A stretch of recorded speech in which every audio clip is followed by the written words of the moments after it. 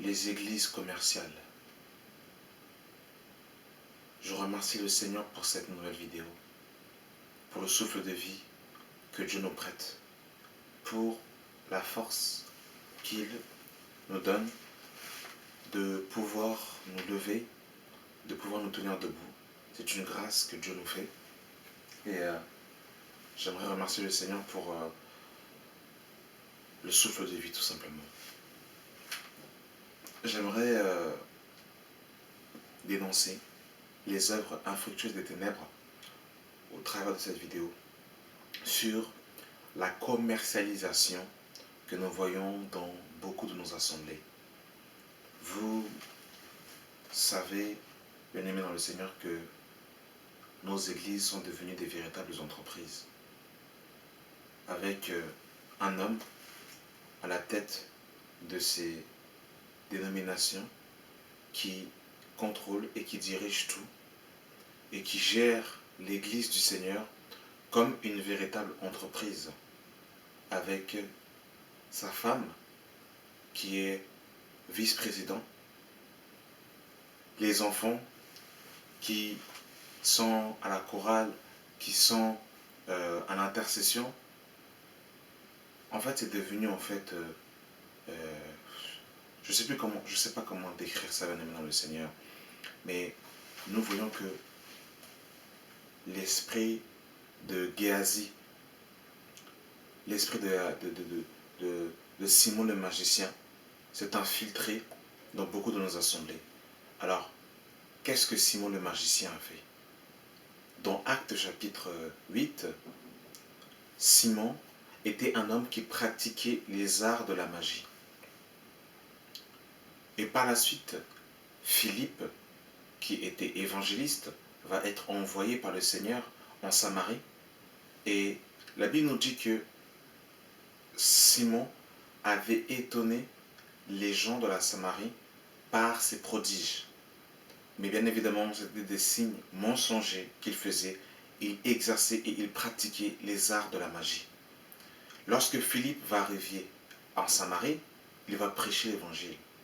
Et les gens étaient étonnés de voir la démonstration de la puissance de Dieu qui s'opérait au travers de Philippe. Et la Bible va nous dire que par la suite, que Simon lui-même va croire et il va se faire baptiser. Et par la suite, l'église de la Jérusalem va envoyer Jean et Pierre pour venir imposer les mains sur ceux qui avaient été baptisés parce que l'Esprit n'était pas encore descendu sur eux. Et regardez le cœur que Simon le magicien va avoir lorsqu'il verra que le don du Saint-Esprit avait été donné par l'imposition des mains. Regardez le cœur que Simon va avoir. Et malheureusement, c'est ce que nous voyons dans beaucoup de nos assemblées. Simon le magicien. Nous sommes dans Acte 8, le verset 18. Lorsque Simon vit que le Saint-Esprit était donné par l'imposition des mains des apôtres, il leur offrit de l'argent, disant « Accordez-moi aussi ce pouvoir, afin que celui à qui j'impose les mains reçoive le Saint-Esprit. » Mais Pierre lui dit « Que ton argent périsse avec toi, puisque tu as cru que le don de Dieu s'acquérait à prix d'argent. Il n'y a pour toi ni part ni lot dans cette affaire, car ton cœur n'est pas droit devant Dieu. Repens-toi donc de ta méchanceté et prie le Seigneur pour que la pensée de ton cœur te soit pardonnée, s'il est possible, car je vois que tu es dans un fiel amer et dans les liens de l'iniquité. » Simon répondit, « Priez vous-même le Seigneur pour moi, afin qu'il ne m'arrive rien de ce que vous avez dit. » Voyez-vous, Simon le magicien, qui va vouloir commercialiser avec les apôtres. Mais comme les apôtres, leur cœur était attaché au véritable trésor qui est Jésus-Christ, ils n'ont pas cédé aux avances de Simon le magicien. Mais aujourd'hui, dans beaucoup de nos assemblées, les églises sont devenues des véritables commerces. Il y a le commerce qui est rentré dans beaucoup de nos assemblées. Tout est monnayé, tout est devenu payant aujourd'hui. Pour recevoir un enseignement, il faut payer. Pour assister aux cours bibliques, il faut payer. Pour recevoir un baptême, il faut payer. Pour recevoir une délivrance, il faut payer. Pour recevoir une guérison, il faut payer. Tout est devenu payant. Tout est devenu payant. Et en plus de toutes ces listes d'activités qui sont payantes, qu'est-ce qu'on rajoute encore au-dessus de ça? La dîme et les offrandes. Où on va mettre la pression aux enfants de Dieu en leur disant que si vous ne payez pas la dîme, vous n'êtes pas bénis et vous irez en enfer. On ne vient pas voir l'homme de Dieu les mains vides. Tout est devenu payant. On ne parle qu'en argent, on ne parle qu'en monnaie. Et Mammon, le dieu de l'argent, est devenu la divinité principale dans beaucoup d'assemblées. Et c'est terriblement terrible, bien aimé dans le Seigneur. Et vraiment, il ne faut pas qu'il en soit ainsi. Pour nous qui désirons chercher la face du Seigneur, nous devons justement fuir en fait les assemblées, ces églisettes où l'argent est la divinité principale et où Christ en fait n'est pas le centre. Parce que c'est terrible aujourd'hui de voir à quel point les chrétiens sont pillés, les chrétiens sont volés dans beaucoup de nos assemblées parce que les hommes aiment l'argent plus que Dieu. C'est vraiment terrible. L'argent, les églises commerciales. Voilà ce que nous voyons aujourd'hui dans beaucoup de nos assemblées. Lorsque nous lisons 2 Rois, chapitre 5, nous allons voir l'histoire de Géasi. Géasi était le disciple d'Élisée. Élisée qui était lui-même au préalable le disciple d'Élie et qui va recevoir la double portion d'Élie. Lorsque Élie va être enlevé au ciel, Élie va lui jeter son manteau et Élisée va recevoir la double portion. Et par la suite, Géasi qui était le serviteur, Géasi qui était le disciple de Élisée, marchait avec Élisée et voyait les prodiges qui s'opéraient au travers d'Élisée. Mais le cœur d'Élisée n'était pas attaché à Dieu, mais il était attaché à l'argent, il était encore attaché au monde. Et par la suite, la Bible va nous parler d'un homme du nom de Naaman, qui était atteint d'une lèpre, qui était malade pendant plusieurs années. Et lorsqu'il va entendre parler qu'il y avait un prophète puissant à Jérusalem, il va aller à la rencontre de, justement, il va aller à la rencontre d'Élisée. Élisée va dire à Naaman d'aller se laver 7 fois dans le Jourdain. Et lorsque Naaman va aller se laver, se plonger 7 fois dans le Jourdain, il va être purifié de sa lèpre. Par la suite, Naaman va vouloir faire un don à Élisée, en voulant justement le remercier de la guérison qu'il avait eue. Et Élisée va refuser justement le présent de Naaman. Et Géasi, qui a entendu cette conversation, va vouloir doubler Élisée pour recevoir un présent de la part de Naaman. Nous sommes dans 2 Rois chapitre 5, le verset 19. Il est écrit: lorsque Naaman eut quitté Élisée et qu'il fut à une certaine distance, Géasi, serviteur d'Élisée, homme de Dieu, dit en lui-même: voici mon maître a ménagé Naaman ce Syrien, en n'acceptant pas de sa main ce qu'il avait apporté. L'Éternel est vivant. Je vais courir après lui et j'en obtiendrai quelque chose. Et Géasi courut auprès de Naaman. Naaman, le voyant, courut après lui, descendu de son char pour aller à la rencontre et dit: tout va-t-il bien? Il répondit: tout va bien.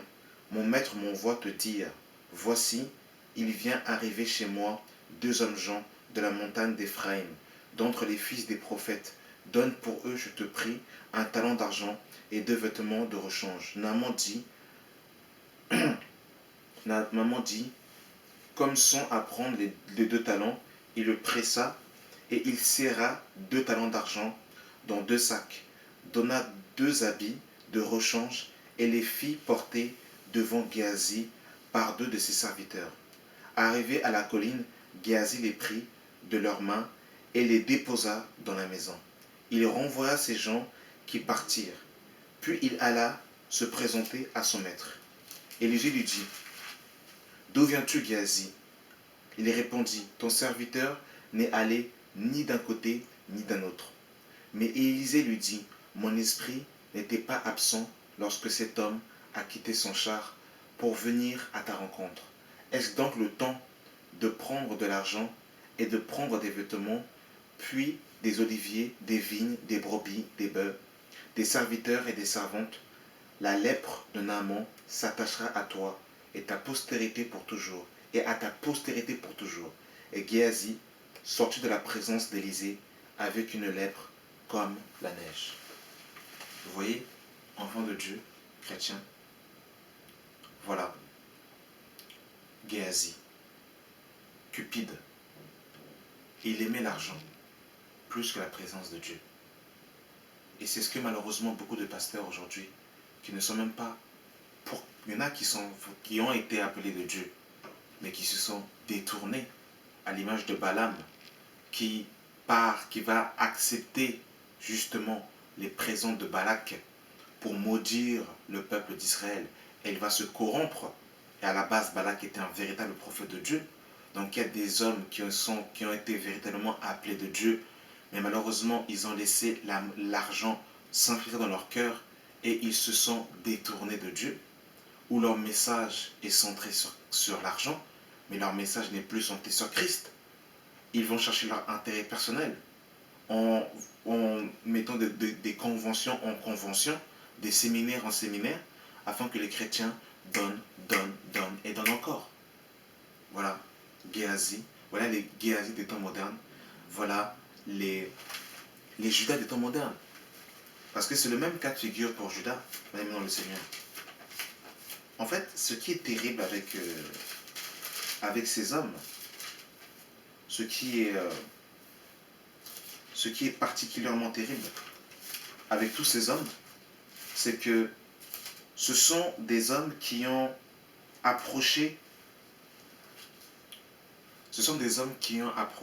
des hommes qui craignaient vraiment Dieu. Lorsque nous voyons Simon dans Actes chapitre 8, c'était un homme qui était à côté de Philippe. Philippe qui avait reçu une autorité authentique du Seigneur. Mais regardez le cœur de cet homme, de Simon. Quand vous voyez Élisée, il était à côté d'Élie, mais regardez le cœur de Géasi. Et lorsque vous voyez Judas, celui qui était à côté du maître, à côté de la vie, cet homme, dans son cœur, n'avait pas abandonné et renoncé à l'argent. Nous sommes dans Jean chapitre 12, le verset 1. 6 jours après la Pâque, Jésus arriva à Béthanie, où était Lazare qui avait été mort et qui avait ressuscité des morts. Là, on le fit un souper. Marthe servait et Lazare était un de ceux qui se trouvaient à table avec lui.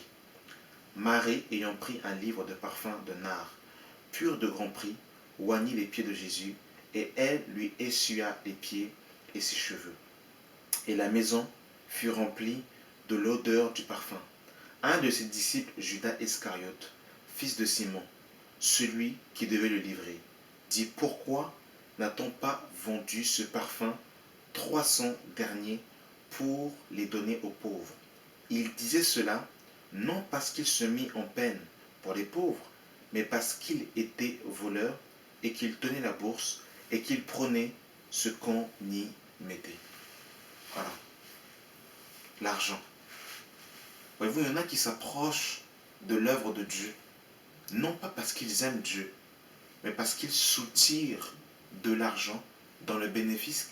Parce que je vous dis la vérité, aujourd'hui le nom de Jésus rapporte plus que toutes les marques confondues. Aujourd'hui Jésus attire les hommes.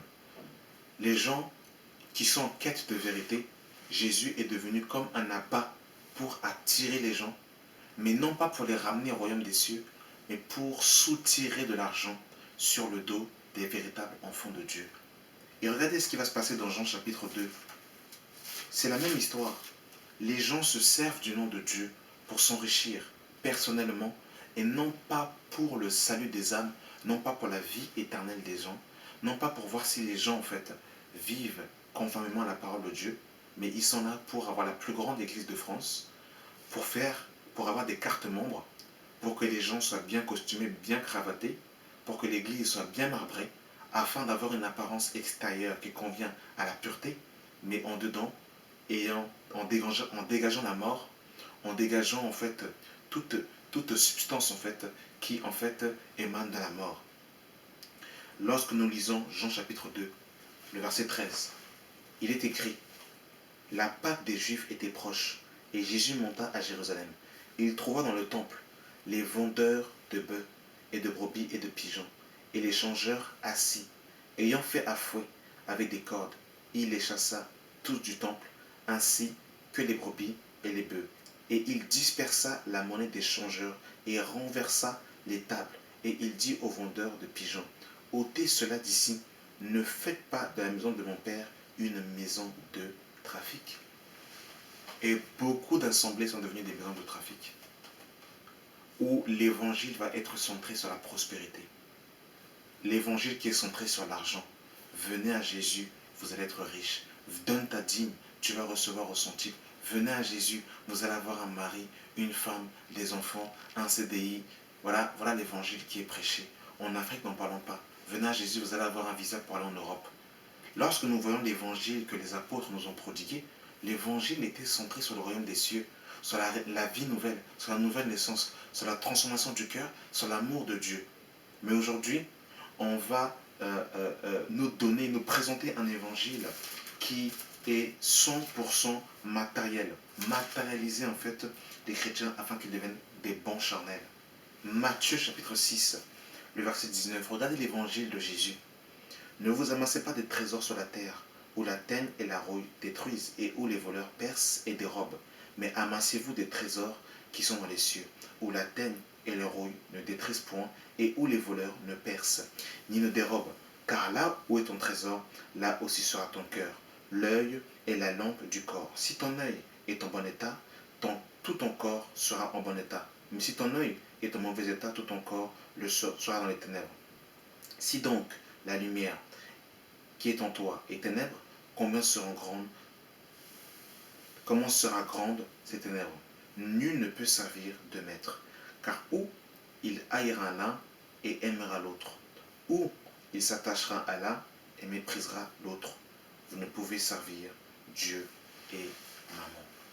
Et maman est devenue la divinité principale dans beaucoup de nos assemblées. L'argent. On ne nous parle que de l'argent. Les chrétiens qui viennent à peine d'échapper au monde, qui veulent avoir la connaissance sur les choses de Dieu, on leur dit que si vous voulez avoir la connaissance, eh bien vous devez en fait suivre un processus d'une école biblique. Et cette école biblique, elle est payante. 500 € pour quelques écoles, et des fois ça montre encore pire. Des couples qui sont en fait au bord du divorce. On va leur dire de suivre des séances de restauration avec les 12 clés ou les 7 clés. Je ne sais pas quelles clés en fait où ils ont vu ça dans la Bible, quelles clés ils ont trouvées. Et bien évidemment, c'est encore payant. Tout est payant. Si le pasteur, l'homme de Dieu, se déplace et vient à la maison, il ne faut pas qu'il retourne les mains vides, donc il faut lui donner l'argent. Tout est monnaie, tout est devenu payant. L'esprit de Judas, l'esprit de Géasi, l'esprit de Simon le magicien. Voilà ce qui règne dans beaucoup de nos assemblées. C'est terrible. Beaucoup d'églises sont devenues des maisons de trafic, où on va voir des mamans africaines, après l'assemblée, faire du commerce, venir vendre leurs vêtements qu'ils ont achetés pour d'autres en Turquie, pour d'autres en Belgique. Et ils viennent dans les assemblées, ils viennent revendre ça à des prix en fait défiant la concurrence et en se faisant de l'argent. D'autres qui vont en fait acheter du chikwang à Château-Rouge et le vendre dans les assemblées à des prix défiant la concurrence et en fait en étant content. Voilà ce qu'on voit dans nos assemblées. Le commerce. C'est complètement terrible. Il faut casser tout ça. Il faut dénoncer les œuvres infructueuses des ténèbres. Parce que l'œuvre de la croix n'est plus présentée. Le Fils de Dieu n'est plus présenté surtout sur ses étendards. Mais c'est l'argent, l'argent, l'argent et encore l'argent. Beaucoup de chrétiens même sont parfois frustrés quand ils n'ont pas d'argent de venir à l'assemblée. Ils sont frustrés. Ils se disent, mais quand le panier va passer, je n'ai pas d'argent, qu'est-ce que je vais donner? Vous vous rendez compte comment est-ce que les gens ont peur de venir à l'assemblée parce qu'on leur met tellement la pression de donner que quelques-uns préfèrent ne pas payer leur titre de transport, mais mettre de l'argent dans le panier. Voilà les abominations, voilà les aberrations que nous voyons dans beaucoup de nos assemblées. Et il ne faut pas qu'il en soit ainsi, bien-aimés dans le Seigneur. Il faut que nous sortons de ces... Oh Seigneur, sauve-nous. Seigneur, sauve-nous. C'est complètement terrible, toutes ces choses. Tout ce que nous voyons. Nous sommes dans Romains. Romains 16, le verset 17. Je vous exhorte, frères, à prendre garde à ceux qui causent des divisions et des scandales, au préjudice de l'enseignement que vous avez reçu. Éloignez-vous d'eux, car de tels hommes ne servent point Jésus-Christ notre Seigneur, mais leur propre ventre. Et par des paroles douces et flatteuses, ils séduisent le cœur des simples. Leur ventre, ce qu'ils veulent, c'est manger. Ils veulent manger, ils veulent aller en voyage avec leurs femmes et leurs enfants. Ils veulent en fait que vous payiez les locaux pour être propriétaires du bâtiment afin que l'église revienne à eux et non à vous. Et c'est eux qui sont en fait des véritables pharaons des temps modernes. Et vous, vous êtes là, assis sur des bancs pendant 5 ans, 10 ans, sans savoir dans quel ministère Dieu vous a appelé, en train d'acclamer votre pasteur et en train d'assister au one-one show. Voilà comment c'est terrible. Bien-aimés dans le Seigneur, voilà ce que nous voyons dans beaucoup de nos assemblées. C'est vraiment terrible.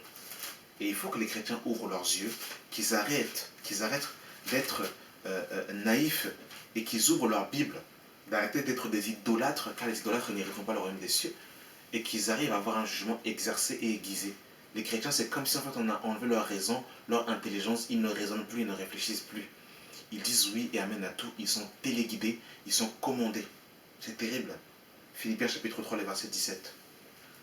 Soyez tous mes imitateurs, frères, et portez les regards sur ceux qui marchent selon le modèle que vous avez en nous, car il y en a plusieurs qui marchent en ennemi de la croix de Christ. Je vous en ai souvent parlé et j'en parle encore maintenant en pleurant. Leur fin sera la perdition. Ils ont pour Dieu leur vente. Ils mettent leur gloire dans ce qui fait leur honte. Ils ne pensent qu'aux choses de la terre. L'évangile de la terre. On vous parle que de la terre matin, midi, soir. L'évangile de Christ était centré sur les choses d'en haut, sur la nouvelle naissance, le royaume des cieux, la conversion authentique, la rencontre avec Dieu, la circoncision du cœur. Mais aujourd'hui, regardez, on ne vous parle que des choses de la terre.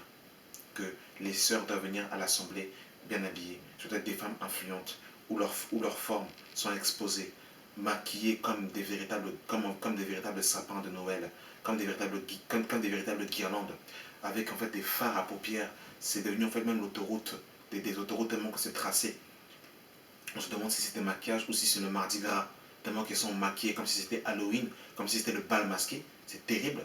On voit des frères habillés comme étant, je ne sais pas, en fait, des premiers ministres, où ils doivent venir en costume et en cravate. Ils ne peuvent pas venir en jogging. Ils ne peuvent pas venir simplement en jean basket, simplement. Il faut qu'ils viennent à chaque fois en costume et en cravate. Parce on leur donne en fait une manière de concevoir l'évangile qui est complètement fausse. Parce qu'on doit venir dans la présence de Dieu étant beau pour le Seigneur, avec la tenue du dimanche. Dimanche étant en fait le jour du Seigneur. Voyez-vous, toutes ces choses, en fait, il faut les vomir, madame, dans le Seigneur. Il faut que le chrétien ouvre ses yeux. Il faut qu'il arrête d'être un idolâtre de son papa pasteur, de sa maman prophétesse. Il faut qu'il ouvre sa Bible. Il faut qu'il arrête d'être charnel. Il y a trop de chrétiens charnels qui défendent la cause de leur pasteur et qui ne défendent pas la cause de notre Seigneur et Sauveur Jésus-Christ. Je terminerai par un dernier passage. Nous sommes dans 2 Pierre. Oh Seigneur, sauve-nous.